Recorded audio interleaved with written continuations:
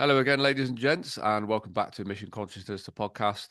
I'm here today with Mr. Matt Hoy, the legendary former UB40 member, who's taken a twist and turn in his somewhat career over the last few years, as many of us have.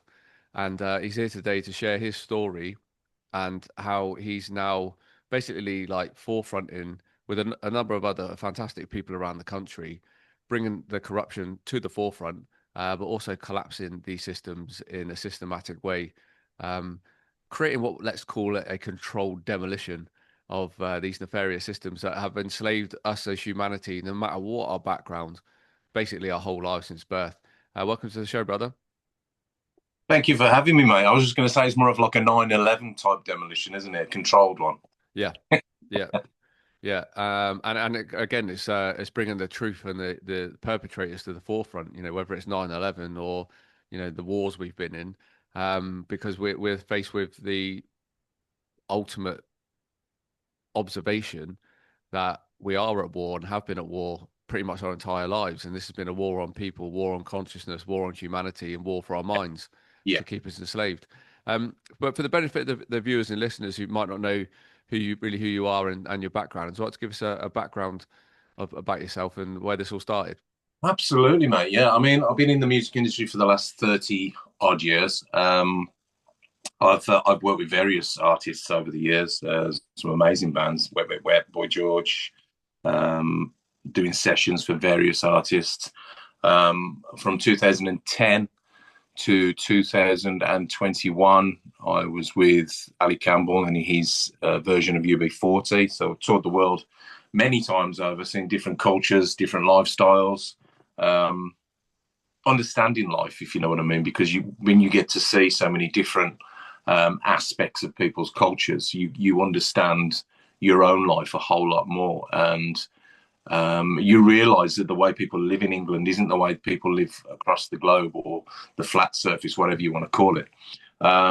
So that kind of gives you a heads up as to the way people think. But leading back to where we are with this now, um, I, at the beginning of this, was always the type of person that questioned everything. I was always that annoying person that would never just sit with the flow. And if something arose that I had a problem with, I always questioned it.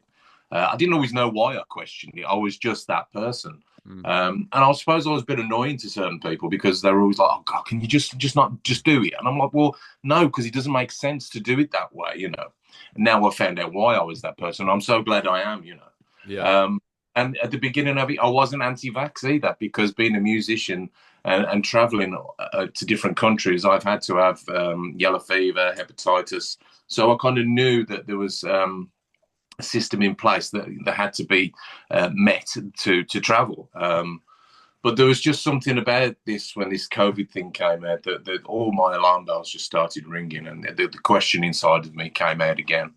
Um, and I mean, I'll summarize it because it is a long and winded story. But for the fact is that in 2021, once the lockdowns had finished, the management emailed all of us and just said, "Look, we're in a position where venues and theatres, blah blah blah, are starting to open again, and we may be able to go out and perform live again."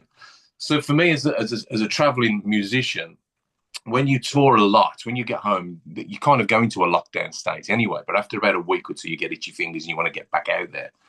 So when this went on for like months and months and months, the light at the end of the tunnel was to get back out to work.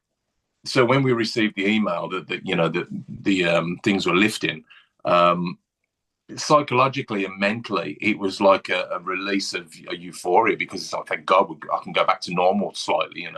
Mm. But then I received the email that to do that, I have to have this COVID vaccination that was so-called manufactured within a week, and everything that was surrounding it on the news, it just felt like bullshit to me. And but anyway, hey ho, I refused it.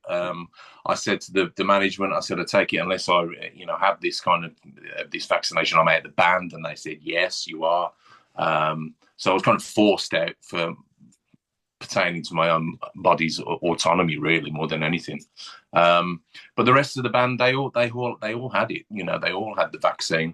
And then the first show we had back was in Leeds in Millennium Square.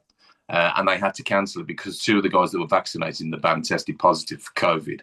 Right. Yeah. So the irony behind all of it, and I just hark back to the reason I didn't. One of the main reasons I didn't have it is because I suffered from a condition called atrial fibrillation, which is an irregular heartbeat, and had suffered quite detrimentally to the flu vaccine from having that as well.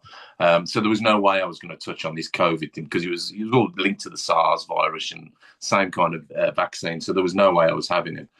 But that was that then. So thank the Lord I didn't have it because I could quite possibly, it could have killed me, you know. Yeah. And here we are today. So from that point on, the last 5 years for me have been an ascension to the truth and putting the truth out there and making people aware of it. So yeah, so here we are, and now I'm talking to the wonderful AJ. You know what I mean? So Well, you know, it is a huge thing, and it was you know, if you actually look back at the lockstep of the systematic approach to putting us in lockdown in March 2020, you know, like thinking further ahead as in terms of like put yourself in the enemy's shoes, let's call it, and you know, you're working off this battle plan. You're going to create this mindset that knowing that there's going to be euphoria at the end of the tunnel, as you mentioned, no matter yeah, what industry you're in, you're back out there. You know, my mum and stepdad had, you know, got a pub down in Dorset and that, so like that industry was hit massively, and even subsequently the way they were treated afterwards with all the BS, you know what I mean? Stand up, sit down, put your mask on. You can only have six people around a table. And my mum, bless her, she even bought some fake Scotch eggs to sit on the middle of the table. So, like, do you remember it was classed as a proper meal, and yeah. she bought some fake ones to put on the middle of the tables and that. So all her punters could just still sit around the tables because they had all these absolute Nazi COVID marshals going around checking on the places and stuff. So they weren't breaking the rules. Would you? Um, The virus at a height, distance. If you were over a certain height, you couldn't catch it. It was down low that you had to yeah, wear. Yeah, Yes. yeah, just all stuff like that was like, you know, massively interrupting the pub industry as well. And you know, pubs have always been renowned for the places where people go to as communities to go and hang out and that. And so there's all these still all these little restrictions in there to stop people speaking their truth and receiving truth. You know, that's one Mm-hmm. of the big things as well. We talk a lot about speaking truth, but you know, the whole mask thing was to stop you receiving truth as well. So it puts you in a negative mindset. Yeah. Um, but as you said, you know, this ascension to the truth, this is what we've all been on in a massive way, not just within the community and the country and, you know, dispelling all the BS around what mainstream media put out, but it's the deep truth within ourselves. So we're kind of like, you know, I've always seen COVID as a kickstart to that in like millions of people across the world. And 5 years down the line, you know, I'm seeing it everywhere. Like people are waking up in their droves, but is a big part of it it has been because of the way showers, whether that's people like yourself, whether it's people like our good friend Victoria, you know, who's in and out of court Oh, at the minute, um, or to various podcasters out there, and you know, influencers who have been heavily shadow banned and censored for a reason. You know, there's people out there and like Trojan horses in every industry. So it needed to happen, and I think, you know, having those people in place for such a long period of time now has really paid off, because the people who did buy into the narrative initially, you know, because they genuinely thought they were doing the right thing, are like absolutely seeing the truths left, right, and center. Um, and I think we're at a crucial pinnacle tipping point now, more than we've ever been, where it's all in our favor, and all these industries are showing their corruption, are showing their systems to us, how they actually operate, all even down to the mind control that was used on, you know, on us all, young and old. You know, that's all there to be seen now. But you know, one thing you're very vocal on is a number of systems. You know, you've been posting a lot on your social media about challenging the energy companies because you know, and the harassment that they bring. mhm. We know that's all bullshit. And also like the council tax side of stuff. Yeah. Um, do you feel you know, I really like what you said about like traveling the world and stuff like that, because it's been very much a case of myself, like having to been in, you know, been in conflicts where you're seeing uh, the the use of religion, and fake fear, like weapons of Mm. mass destruction and stuff like that, Yeah. off the back of 9/11, war on terror, etc., etc. And also the introduction of the anthrax vaccinations, which is what woke me up to vaccines back in 2003, because I was in shit state after it. Yeah. Um, and you know, but it creates that inner knowing, that deeper intuition in you, so that by the time COVID started, you already knew it was BS, same as myself. Yeah. And I do believe that, like, having all those worldly experiences in different cultures, and understanding, like, there's millions of people out there have already experienced communism before, um, it put us in a good stead. But do you feel that, like, that ever growing internal fight in you is what is literally driving you now to challenge all these systems, and just to, using your status basically in a really positive way to bring all the truth to the forefront? Um, yeah, I mean, wow, I mean, there's so many things you went through there that were so bang on. It was, I think, going back to the traveling thing. For me, as a person, as a human being, I've always detested bullying. I was bullied when I would say nine or 10, in junior school. Um, and it was kind of the day old story that you always get from your parents, where you have to nip it in the bud. And, bullies are never going to stop bullying you unless you stand up to the bullies. And that was the valuable lesson that I had. And I stood up to the bully, and I never got bullied again. But I hate seeing people being bullied as well. And this is like bullying on just a catastrophic scale. So going back to the traveling, the one place in the world that I really felt at home at, more than the UK itself, was New Zealand. Mm. And the reason I felt at home in New Zealand was because I was indoctrinated into the Maori society. One of my good friends, Stevie, he's a chief Maori. And I was indoctrinated, and I was prayed over, and I'm kind of all the tribal stuff. I am part of it now. But the Maoris were so they were just torn apart when the white man decided to land on their shores. So once you're in with them and you talk to them, you understand that the community that they hold within each other, and that community still to this day prevents bullying. They all come together. So if there's any problems within their communities, they band together. And I don't know if you saw the film footage of the Maoris in New Zealand as well, stood outside the courts doing the Yeah, yeah. hacking. They will not stand for it. So they're united within their own nation in their own country.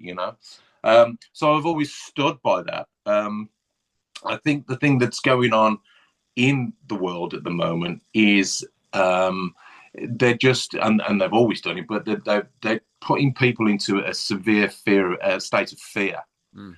and that is how they win. So when we were in the place, we were talking about, we know what's going on, and we're trying to educate people, we're trying to tell them this is not real. But we always got the eye rolling, oh God, yeah, they're trying to kill us, are they? Why would they try and do that? And that was a form of brainwashing and a state of fear, because the psyop was so powerful that they've been using for decades. So for me to try and pull people out of that,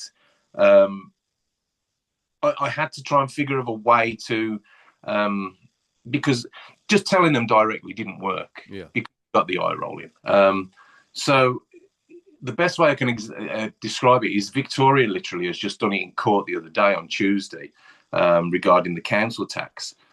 People find humour a kind of a revelation, because they see the reality behind it, because they're laughing at it, because it is laughable.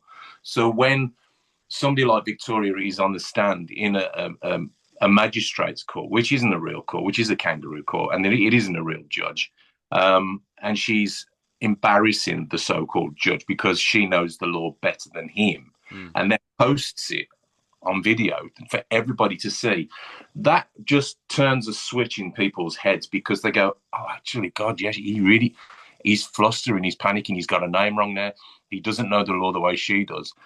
And that is what people understand then, because they say, well, if she's managed to do that because she studied, how many other people are these people doing this too? And there's thousands, millions. So with the regarding the council tax, it's unlawful. People do not have to pay council tax. It is unlawful. Mm. Uh, the energy bills that you are paying. All these companies like EDF, like E.ON, Npower, British Gas, none of them supply your energy, your gas or electric. They're all brokers. Mm, When Margaret Thatcher did her thing back in the day in the 80s and privatized everything, they all went to the national grid and bought a shitload from them. And then what we're going to do is we're going to provide credit so all these people can have estimated bills, and then we can control the markets that way. Um, the only people that actually provide your energy is the national grid, and they don't want anything to do with customers in their own home. They're too big. They just don't want to know. So these companies come in and provide you with a form of credit. Now, you'll back me up on this. Have you ever signed a credit contract with any energy company in history ever? no. Exactly. So they're providing you with a fraudulent form of credit that you haven't agreed to. So it's illegal. And people don't realize this. So every energy company in the country is providing you a form of credit that is illegal, it's fraudulent. So all these things, people are just slowly, like you've said, because we've had a shift in consciousness, because it's unavoidable. It's unavoidable. People are kind of going, well, actually, I think COVID was a load of bullshit. So what else is a load of bullshit? So, oh, the council tax, that's bullshit. Oh, the energy bills, oh, that's bullshit. Oh, the police force, they don't actually work for the people. They work for a corporation. And actually, that council over there, that's a company. They're a corporation. So shouldn't we be invoicing them for this kind of stuff? It's all illegal, all illegal. And as soon as people wake up to this and are aware of it, and what Victoria's doing is incredible, the better we'll be. Do you know what I mean? It's like opening your pineal gland and just all of a sudden, oh, fabulous, we've got Yeah. it. Yeah. And I think through humour, people will get it more than, because I think there's something of I think it's slightly patronizing to just kind of go, this is what's really happening. You've got to accept it now because this is what's going to change. People automatically put the barriers up and go, don't tell me what's happening. I read the papers, I watch the news, it is patronizing, but if you can do it through humor where people go, oh, actually, God, you never thought about it like that. That's when they start clicking and clocking on. Yeah. Yeah. Absolutely. I found that myself, and I talk about it a lot. Back in the day, we were kind of like during the COVID period. We were very much like shaking people. Like, why can't you see what we can see? And it's just Yeah, like that. It's that their own level of consciousness like dictated like how big a barrier there was yeah, up. You know, yeah, he talks about the eye rolling and stuff like that. So it wasn't a case of just screaming in their faces, and we all did so really from a place of love, because like we were just trying to protect people.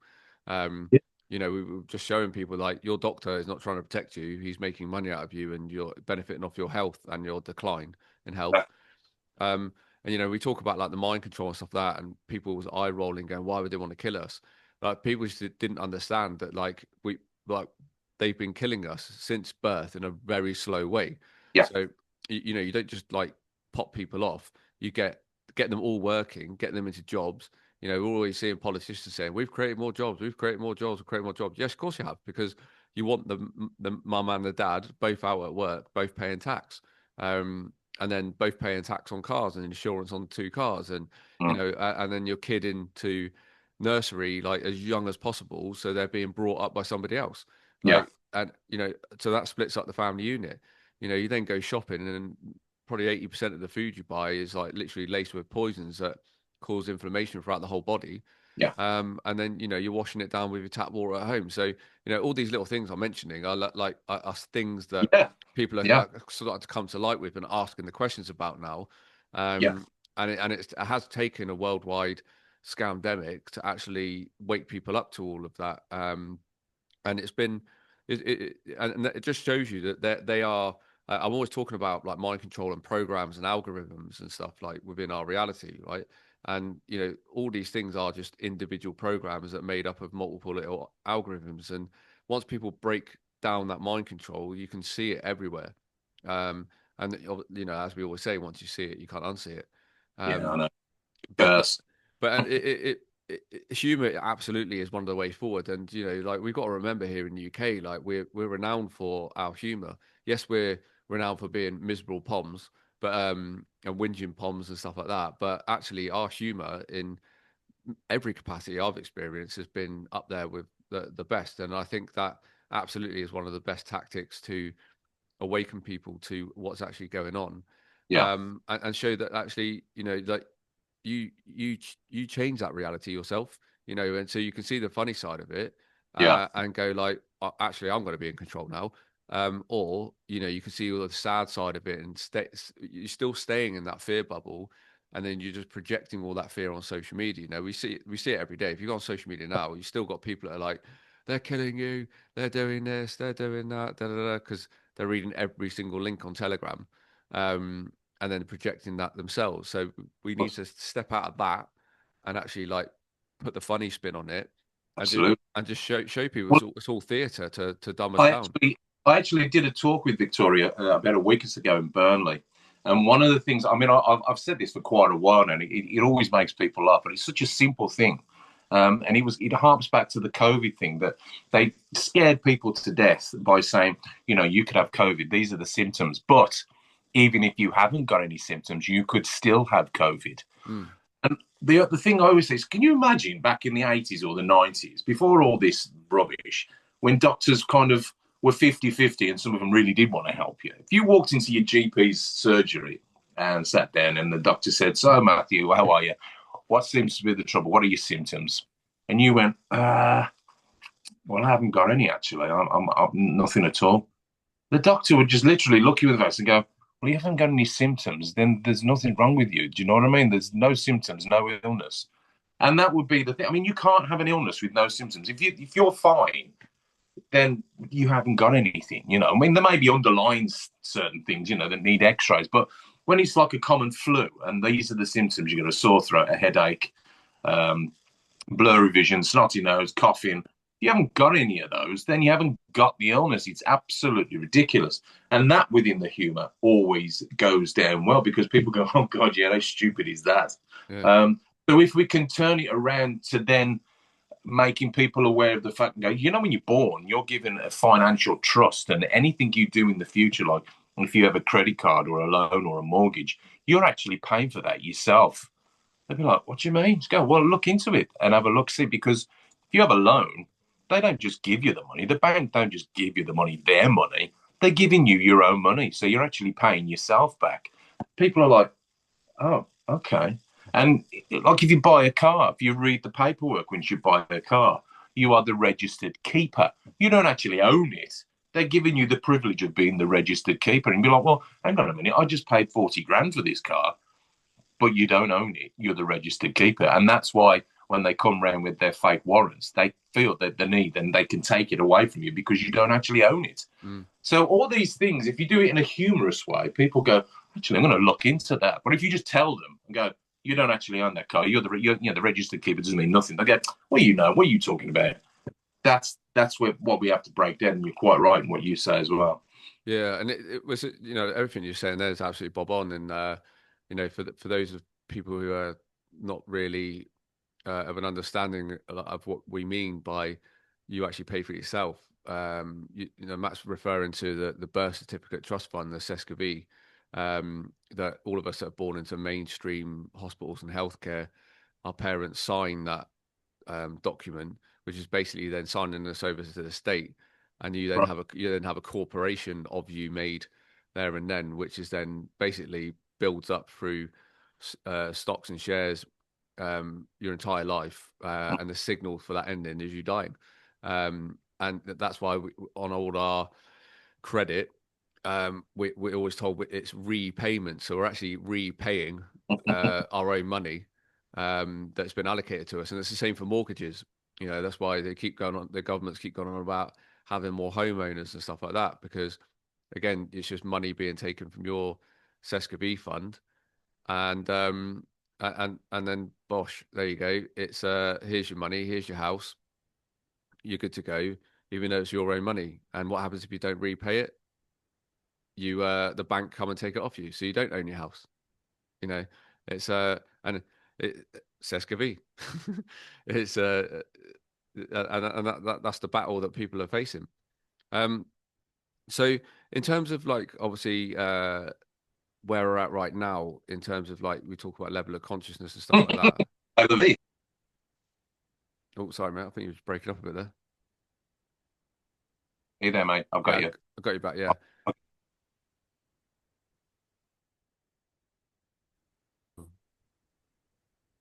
So when we talk about obviously the fact that the banks can come and just take your house off here, it just proves that like we don't actually own anything. And to be honest, we shouldn't own anything. We don't need to own anything. That's another Yeah. indoctrination, is that we need to own all this stuff and have all these things. It just makes us materialistic, Yes. And you only have to look around all these new build estates, and they literally look like Sim City, And it's like you all have this house that looks just very similar to the one next to it, with your little front garden. You'll keep it nice and mowed and green, and then they fill that house with loads of square furniture. Yeah. We've been, and they show us all this stuff in the video games to condition us. Yeah. Um, but like from all the work you've been doing, do you see like a big rise in the amount of people now that are challenging their council tax, because it is absolutely unlawful, and energy bills, or at least like on the fence about challenging it?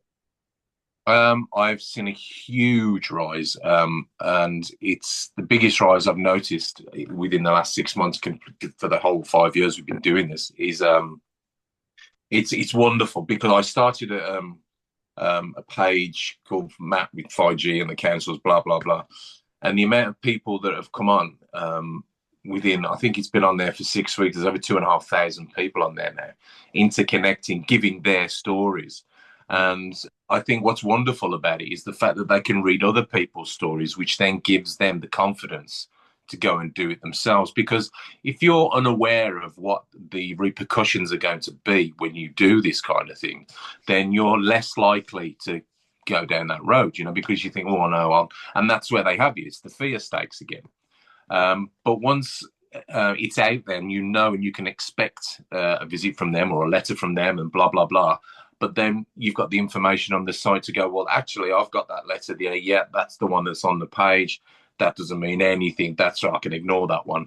It gives people the confidence to go through it and see it through.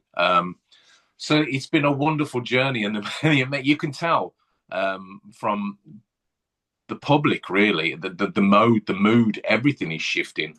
And I think that the panic is setting in within the governments regarding taxing and all that kind of stuff, because people are waking up in their droves and they're thinking, well, I'm paying tax on my wages, tax on the food I buy, tax on my petrol, tax on my car everything you can possibly think of is taxed. And people say, well, why am I paying so much tax? But then they look into it and go, well, actually, that's unlawful. It's, they're saying it's legal, but it's actually unlawful. But mm, then you've got the facts to back it up. People are going, oh, okay, no, I'm not having this anymore. So we're seeing droves of it, and it's fantastic. And then we're carrying on to the next step from the wonderful Victoria. She's pushing it back in the opposite direction. And we've accepted that we know the law. We accepted that we know it's unlawful and what our boundaries are and where we stand in society and what we can and can't do. But now we've taken it and we're pushing back towards them, and they're absolutely crapping it mm, because they haven't got a leg to stand on. And this is where we bring in the wonderful the peace officers, which both Victoria and I have been engaged with in the last couple of weeks. And these guys, there's about 100 of them at the moment, and they're set up all over the country um, to help people if they are getting a knock on the door from bailiffs threatening them. And they'll turn up and they'll kind of ease the whole situation, because what bailiffs tend to do is, because we all know they're 1980s bouncer thugs and they have, they're all a bit dim, to be fair with you. They bring the police with them to intimidate you. So what we're trying to introduce through Peace Officer Davey, who set the whole thing up, is have our own police force, which they're not police, they're peace officers who know the law inside out and then diffuse the whole situation. So if you're on your own, because bailiffs, they're typical bullies. They tend to they attack the women on their own, vulnerable old people, people that have mental health issues. And this is the worst one for me, because there's so many people that receive a letter, and if they don't understand it and they see the big bold red lettering, your final notice, you must pay, court action, magistrate summons, blah blah. People with mental health issues panic panic. And if they've got nobody to speak to, they go internal. And that's when we get in the rise with suicide situations, you Mm. know what I mean? Yeah. And I think that's abhorrent. That's really immoral. And these people don't give a shit. So this is why we're trying to help as many people as we possibly can by putting the information out there, you know, and they can shut the sites down, but we'll start them up again. You know what I mean? There's only so many they can shut down. They can't have the monopoly and shut everything down. The information is out there. And that's what people are waking up to, the fact that if they just do a little bit of research, they can get the truth and ignore the mainstream media, you know. Yeah, and I think as well, there's actual tangible evidence now of people like That, winning in courts. Victoria's recently has against a bailiff company or debt collectors, and you know that's all online everywhere nowadays, like for people to share. So, and I think that's what people want to see, isn't it? That like, if I'm going to challenge stuff, and I don't want to be sat on the edge of my sofa waiting for a knock on the door, you know, they want to see tangible evidence that you know things will go their way if they use the right legislation and language. and also, and yeah, between the two, like what is legal and what's lawful, people think it's the same thing, and it's really not. So a lot of the time, when these people turn up with warrants, and it's like on an iPad, that you know we've got they say we've legally got a warrant to search you come into your property. Say okay, that might legally be right, but it's not lawful because any warrant should be on paper, signed by a judge with a wet signature. Mm. And any high-ranking police officer that attends, which shouldn't attend anyway, because they should only attend a criminal situation, that is attending a civil matter, should know that. So it's little things like that, you know what I mean? And also, all these enforcement companies that turn up at your door, the main company that they work for, say it was EDF, they've broken the GDPR, which is the Data Protection Act, by passing your private and confidential information to a third party. And then they're breaking the law by turning up at your property, by using it as well. So Mm. there's all these little things that once you're in the know about, and you can be more confident in yourself and, you know, put it back to them and say, look, no, you're breaking the law, actually. Yeah, yeah, absolutely. And the thing is, when you challenge them, they don't actually know the law because, you know, you know, these like overweight uh potatoes and wigs, I like to call them, that turn up at your up at your door. They're Yeah, lit- they're just doing their job like as agents basically. They're just agents of the state. They have very little information, and you know they don't profile you. You know, some like I had a few in my old place come and clamp my car and stuff like that. And I asked them, I said, "Have you profiled me?" And they're like, "Well, no." And I said, "Well, maybe you should think about doing it more often." And like every time a clamp was put on my car, I was off within an hour, yeah, um, because I knew exactly what I was doing. But yeah, not everybody does because you know because it comes with that fear, yeah. especially if you like if you know the fear of not being able to go to work because your car's now immobilized, just things like that. So it is so important that people you know really dig into what you guys do and the information that's out there and just feel what sits right with you. You don't have to go like all out. Do you know what I mean? Yeah. And just go like, right, I'm going to challenge my energy company. I'm going to challenge this, the council, the whole works. Like if you're pretty comfortable, and you're aware of it all, because awareness is the key. Exactly. You know, you don't need to go like all in, and then you'll find it probably changes your whole personality, and you end up just like getting a bit paranoid about it. Because I've seen that with people as well. Um, Yeah. so it's so important that you just do what's right for you, but like be part of the ever growing movement, I guess, that's part, you know, Yeah. that's collapsing these nefarious systems that are there to enslave us and just keep us paying into their pots. Well, this is true. I mean, and just while you're on that subject, is because when all this first started, um, I mean, it was a collective of people that were awake that were traveling down to London and going on the protests and doing all that kind of stuff, which was incredible because it gave the powers that be an eyewitness situation to see how many people were coming together. You know, a million people walked through London. Um, I'm sure at that point in time they shit themselves, but when you do protest after protest after protest, month after month after month, they don't care. They, Mm. they, they stops them from doing nothing, and it doesn't hurt them or impact them or affect them in any way. It notifies them that we're still out there, but they don't care about that. The only way to attack them is by hitting them where it hurts. And, 9 times out of 10, it's always financially. Mm. So with what we're doing now and waking people up to the fact that certain taxes are unlawful and stopping that, that is stopping their cash influx. And that's what's hurting them. And that's what stops it going forward. Yeah, but it's the same in reverse though, because like a lot more people are waking up because their finances are being impacted. Yeah. And we always thought that would be the case. We can scream about health and injections um and all the other stuff out there, like all day long. But like I've always had this strong belief, just from my own observations, that it's when people personally get hit financially that they're on the breadline themselves that they actually start asking questions. Yeah, it's ironic, isn't it? Because when you look at it, like you say, the role reversal, the whole reason they got away with the COVID vaccine is because, it was preventing people from going to work or preventing people from going on holiday. But all of a sudden now, because it's impacting their pay bill at the end of the month, and say they can't afford to go to the pub for the pint or to watch the football, now people are waking up because their health it's like their health didn't really matter, but as long as they could go on holiday and oh well, I'll have the jab, don't worry about it. But now because it's affecting the football or going down the pub and having a few pints in the game of pool, they're in uproar. So whichever way it wakes them up is great, but it's sad really to think that it's that way and not the other way, that that a Yeah. fatal really you would think would wake a population up, and not the fact that they can't go to the football anymore. Yeah, but that is the multidimensional programming that we've been faced with Yeah, since we were kids. It's like you program the parents, you program the kids, yeah, and it's a huge thing.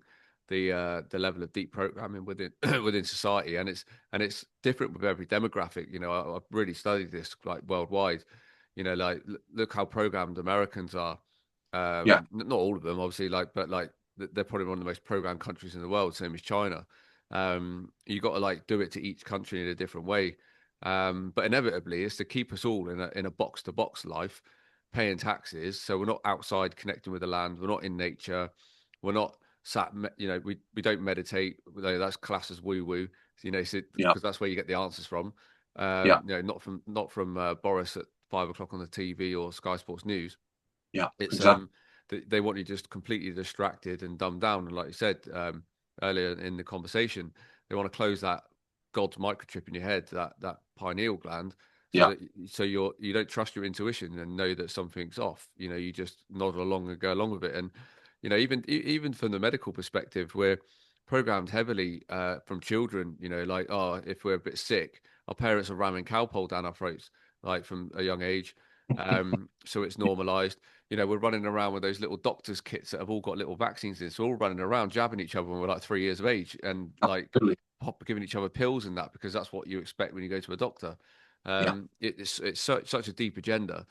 Um, but then that sets us up then for later on in life. And we always ask that question: why aren't we talk about taxes at school? Why aren't mm, we talk about how to get a mortgage? Why aren't we talk about how to do stuff? Because like the program is already deep in you. They don't yeah, want to elaborate on it. That you need to do it and fight. They want you to fight for it to have it.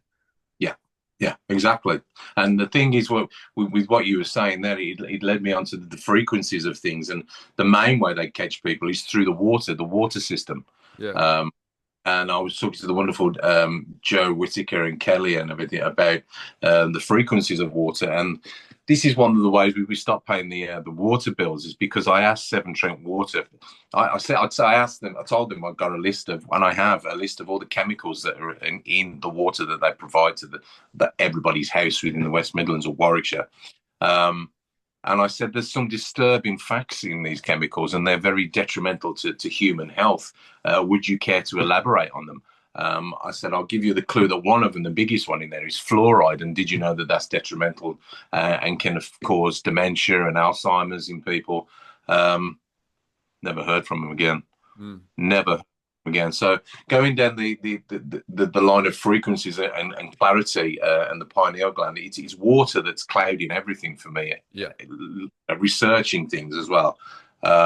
With all the chemicals that are in there, it's just clouding everybody's frequencies. Hmm. Which is why you just need to get a water distiller and purify your water so it's clean, so you know what and you'll be surprised how you change as a person as well. How things, it's like a weight that's been lifted off your shoulders, you Yeah, know? yeah.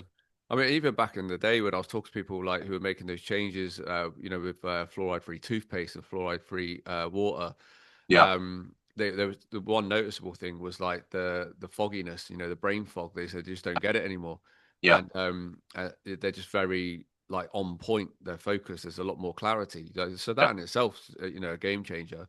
And we're what 70-75% water, so it makes sense to um, if you're going to slowly dumb people down and attack people, you attack one of their greatest systems within the body, exactly. Yeah. um, but which also affects our biofield. So even if you're reducing the amount of fluoride you have in your drinking water, Hmm. the chlorine and that's still in your showers and your baths and stuff like that affects your biofield. Yeah, So your frequency, your resonance is always going to be affected by chemicals in the water. Um, absolutely. Same as swimming pools and all the rest of it. It's Yeah. and then the chemicals in the cosmetics and stuff that you use and you put on your skin. It all affects your actual your biofields, your energy systems. Well, Um, it was the one I thought about the other day because obviously when you look into this kind of stuff, if you study water, you know that water has DNA, water has memory. So if you think about the fact that all these waterboard companies all across the UK are putting all these chemicals in the water, they're not actually cleaning the water or purifying the water. So you think of the amount of millions of people that urinate every day into the water system, and then it goes through this chemical procedure and then goes back into your taps. How many people's DNA are you drinking on a daily basis if you drink tap water? Now, it's not just people's DNA, it's people's memories. It's so if there's people out there dealing with mental health issues, there's people dealing with depression, there's people dealing with catastrophes that have happened in their families, illnesses. This is all going into your water system, and you're kind of taking on board millions and millions of yeah, people's, yeah, you know? yeah. But what else are we looking at there as well when you talk about the mental health crisis? The amount of people that are on psycho pharmaceuticals, that's all in their system as well, and then that's going into the thing. So you're literally getting hammered from all angles now because we're at a crisis point in this country, same as other countries, where more people are on meds, psych meds, than there's ever been. Well, what's the old-fashioned saying? A patient cured is a patient lost, and that's never going to happen. So we've got to try and make it happen, you know. Yeah. Well, and in terms of making it happen, like, what's your suggestions to people like watching and listening, who want to kind of educate themselves more? Like, where do they start? Because it is a big minefield. It really is. I mean, the thing for me, what made me start questioning things was Mark Steele, and we're going back then to the lockdowns and the reasons behind the lockdowns, which were nothing to do with the virus or COVID. They were to erect all these 5G masts all over the country. Mm. Now, all these 5G masts, the LED street lighting, they emit illegal levels of radiation onto the people of the UK day in, day out. And one of the side effects of radiation poisoning are, ironically, exactly the same symptoms that you would get if you were tested positive for COVID.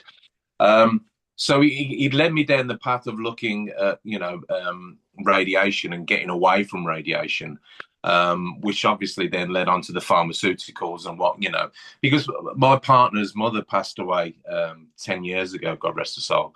And we always remember that she went to the doctors initially with an ailment and the symptoms, and they gave her something, and she had a little bit of a side effect from it. So they gave her something else to combat that. So she would, and then she got a side effect from that, and then they gave her something. So it went from one tablet to maybe two. So in the end, she was on 12 to 13 different Mm. tablets. Each one was combating the other to stop the side effect. Um, and it was that made me realize that the pharmaceutical industry is they're the biggest narcotics company in the world, by none. And once you get locked into that and that way of thinking that pharmaceuticals are the way out, then you're trapped. So it was that really that led me to think, well, there's got to be something out there that's holistic, that's natural, because we all know there's got to be a natural cure for everything, because Yeah. it's just life itself. There is, you know what I mean? And so if you take the time to research that, I mean, and another thing as well, the human body, the human brain, the only natural receptor to a drug the human brain has is to cannabis. Yeah. Now I'm thinking the government, this is classed as a class B drug. Why are they trying to ban cannabis? Do you know what I mean? It's because it's cheap and they're not going to make any money off it. Um, so I'm thinking, well, if it's natural and the human brain has receptors for it, then surely that's a good thing. They're making it wrong. And then I just looked at everything else. Then all the other natural, Mm. holistic resolutions to illnesses and blah blah blah. Even down to, like you say, with the fluoride, it's supposed to be good for, makes your teeth healthy. It rots your teeth and gives you dementia. There's things out there that are naturally there for your body, for your system. We were never taught at school that you need an alkaline body and not an acidic body, and Mm. that cancer thrives on acidic bodies. It thrives on sugar. It thrives on processed food.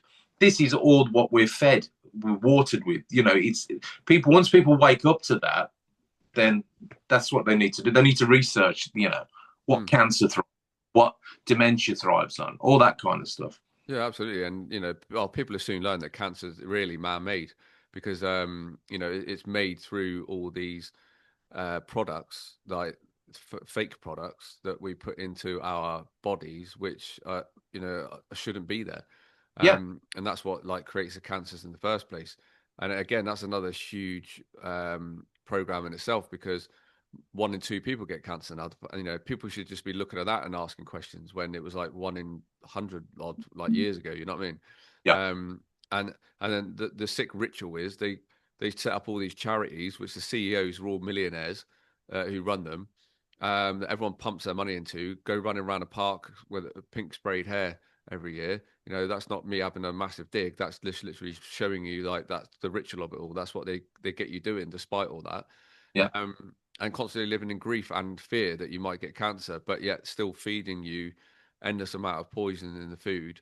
Like you only have to have a look at a loaf of bread. It's got about 35 ingredients in. When if you make a loaf of bread at home, you're looking at about five, and Yeah, one of them's water.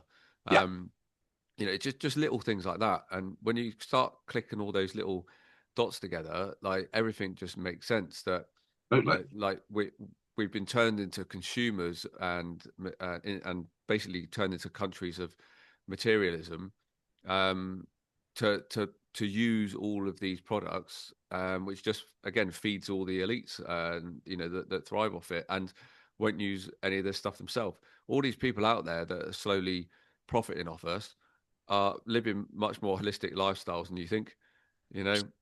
Absolutely. And it's the same with the education system. That the kids are not taught the truth. They're taught what you've just said. They're taught the lies behind everything. If you were taught the truth about cancer, you would understand that it's a parasite and that you need to have an alkaline body and an acidic body, cut Mm. down on the sugar, and then you probably won't get cancer. And it's the same with education through the way kids are taught. Then in maths, for example, they're not talk about finance and percentages and how to run a business. They're taught algebra and stupid stuff that they'll never use in a million years. But it's all just to indoctrinate and brainwash. Yeah, on that subject, one of our kids had the police come into their school a couple of weeks ago and give them a talk on drugs, and they actually told them that the THC in cannabis is what causes cancer. Oh, God. You see that? Well, there you go. There you It, go. it was mad. I was just laughing my head off because he even challenged it and was like, "That's not the case." Like he actually like it, and this is actually a good subject to talk about actually because there's a lot of people out there that want to homeschool their kids because they realize that the schools are just indoctrinating prisons nowadays. They're set up like prisons. So Yeah. many of the teachers are so programmed and mega egotistical, won't let the kids ask questions because Mm. the kids are waking up as well. These beautiful star kids of ours are like coming through. Um, and people are quite quick to want to pull their kids out of the school. Well, actually, these kids are actually in one of the best places they can be because they're actually waking up all the other kids, Yeah. with all the questions and stuff like that, and Yeah. and then their deep knowings. And given obviously what we do, me and Corin, obviously we work with various plant medicines, and cannabis being one, but as a pain relief and things like that. And touching on what you said about the receptors in the body, it's the cannabinoids in the cannabis that connect with the endocannabinoids in your body. And so they Hmm. bind, those R1, R2 receptors. And that's why, like, for those who've been in the military or any kind of establishment where you get drugs tested, that's why cannabis stays in your system so long, because your body wants it. It's like a healing agent. Yeah, Whereas yeah, like your ecstasies or your cocaines and all the synthetically made chemical based drugs, are out your body in a few days, because your body pushes them out yeah. because it doesn't want it, because it's a phenomenal machine. So yeah, there's these units within the police that go around to all the schools, and they're telling them that the THC in cannabis is what gives you cancer. And they're standing in front of them. And I said, what did the police look like build wise? And they said, oh, they were both fat. That's another thing as well, isn't it? It's just ridiculous. They're hardly a great advertisement for the law, are they? Do you know what I mean? Yeah, It's just embarrassing. I mean, half of them as well. They're like, I mean, maybe I'm old-fashioned, but I remember when I was a kid and I saw a policeman. He was 6'2". He was yeah, a big, healthy, fit. You thought twice about breaking the law. Do you know what I mean? yeah, Now it's like, really, yeah, what are you going to do, mate? It's yeah, yeah. um, It's just a job now, isn't it? That pays the bills just like everybody else. And so, yeah, but they're just kind of caught on the crosshairs, aren't they, nowadays? Like with the little training that they actually get. And obviously, fitness clearly isn't like a pass or a fail mark nowadays. no, no, Looking around, but it's also a sign. We shouldn't just like point fingers at them when you just got to look around the country and see the epidemic that we have here, and that is down to all the poisoning. It's not. I talked to my family members about this, who are going through quite an awakening process as well, and it's actually one of the big things. You look at all the town centres. You just stand in the town centre and just observe, just for 10 minutes, and you look at the state of like people's faces. Everyone looks sick. yeah, Town centres have been forced into this real low frequency environment. So like I'm a big believer from my own experience and observations that like each place's frequency is represented by the people's frequency and vice versa. yeah, So, like I spent quite a bit of time in Grimsby, and it literally looks like something out the Blitz. The docks are just might as well not be there anymore. yeah. It's just like you just got very obese people walking around. All the guys walk around with a vape in one hand and a can of like Monster or Coke or beer or something in the other hand, Yeah. you know, with a matching man bag and like all this kind of stuff. And but it's such a deep attack on the Yeah. people. That's not having to go at the people. Like genuinely want to help the people. Mm. But it's creating this awareness of actually like the depths of the poisoning on a daily basis that are now on every part of your doorstep. You walk into any shop, the first thing you see is alcohol on the edge, right? Um, and then it's like next to a vape shop, next to a fake grocery shop, next to a Yeah. Turkish barber, next to a nail bar. All those things are there, and the kebab shops are all there to poison and dumb down the native people. That's right. From head to toe. Yeah. Um, Right. I mean, I kind of had the same situation. Unfortunately, a family member of ours is in hospital with cancer at the moment, and we've tried everything we could possibly can to kind of go down our route, because fortunately, my partner, she's awake as well. So thank the Lord that's prevalent, because I think if we were opposites, it would be very difficult to maintain a relationship. But every time we go to the hospital, it was actually her that pointed it out. It's very much what you've just said about Grimsby, the fact that when you approach the hospital, all the people outside, even though they're suffering with cancers and illnesses, like, they look defeated, yeah, just grey, unhealthy, still smoking, on vapes, just drinking monster drinks. And these are the people that they're patients. You know what I mean? They're sat mm, outside in wheelchairs, just getting a quick fag in. It's like, what is going on? But instead of looking at the healthy option as how to get rid of what they're suffering from, they just want a pill to pop to just numb the sensation, and yeah. that's what it is. That's society at the moment. Yeah, it's an escape from reality, isn't it? Like, and there's all a lot of these products are there for you to escape reality. You only have to go to like a local spa or somewhere where there's a Greg's in the morning, 7:30, and it's all the tradies are all turning up to get their breakfast and then their lunch, and they're all buying cans of Monster. But Yeah, most of them are doing it because because they got to the point where they can't do it without it, unfortunately. And yeah, it's got to that stage where they're just doing it to escape reality, because a lot of them are just feeling that they're just going to go into that job to pull a wage to pay their fraudulent bills, and yeah, rinse and repeat every day, yeah. and then using football, beer, and cocaine and accumulators at the weekend to get over the week that they've been through. Yeah. And the thing is, as well, there's no no end in sight for that situation either, because as the economy rises and rises and rises, their wages are not. So they're constantly doing it for the same wage, and they're getting less back at the end of the month as well, Mm. which does resort to the fact then they need something to take them away from the shit that they're living in, going back to the Class A drugs and the Coke and the the Monster or Red Bull, whatever it is, Um, it's just really, really sad, the whole situation. Um, I feel sorry for these people that they can't see that pattern, Yeah. that they, it's like the what do they call it, the Groundhog Day, day in, day out, day in, day out. And then they show no sign of looking for a way out of it as well. They just think, Mm. that's it, I'm locked in now. Yeah.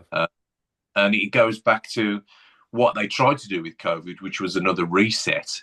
A friend of mine, Dan Stevens, who's a historian, he set me a challenge once. He said, I dare you to go to any cemetery at any church throughout the country and try and find gravestones with the years 16 that century 1600s on it, with gravestones on.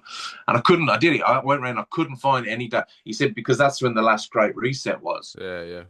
In the 1700s, then you've got the re-indoctrination to the new education system, that when they rewrote history.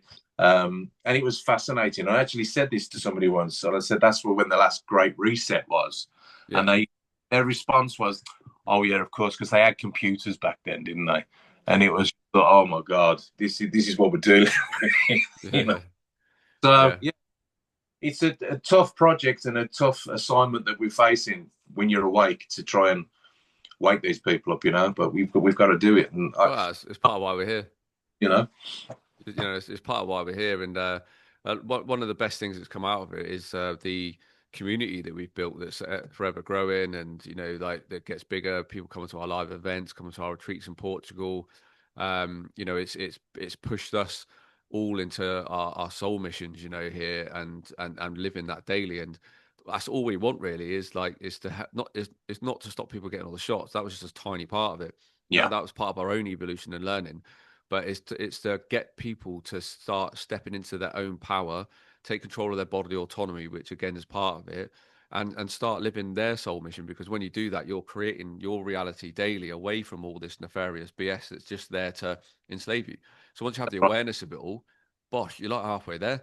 yeah, And then start finding your tribe, start like connecting with communities out there. Um, yeah. and on that note, obviously, you saying you're building that community. Where's the best place for people to find you, and all the education that you're putting out? Well, the best place, the one I've got on Facebook, is 5G and the councils. There's a lot of information on there. That's just on Facebook. You can just type that in; it'll come straight up.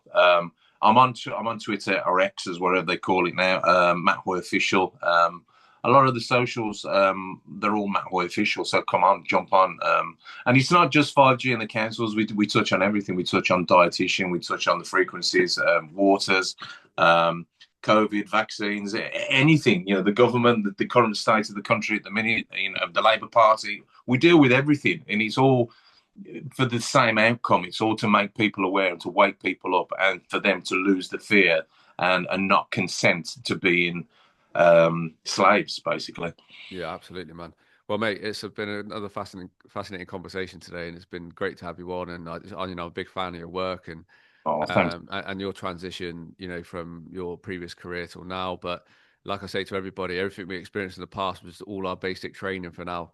Because we're all soldiers of light here, trying to anchor it in and spread that light and love around the world. So thank you for all your work, mate, and everything you're doing for humanity. Same to you, my brother. Honestly, thank you, and thank you for having me on. It's always enlightening talk. It's like a therapy session, isn't it? Really, you have to talk to like-minded people sometimes, just to Yeah, diffuse yeah. sometimes. Yeah, absolutely. Well, guys and girls, please reach out to Matt. Get involved in more communities. Start finding your tribe. It's so important. We're now at this critical time in human history where we are experiencing the Great Awakening. We talked briefly about the Great Reset. It is a great reset, and we're the ones resetting it. So keep on that path. Follow that beating drum in your heart, and stay on that soul journey. But from me and Matt, thanks for tuning in, and I'll see you once again next time on Mission Consciousness, the podcast. Much love.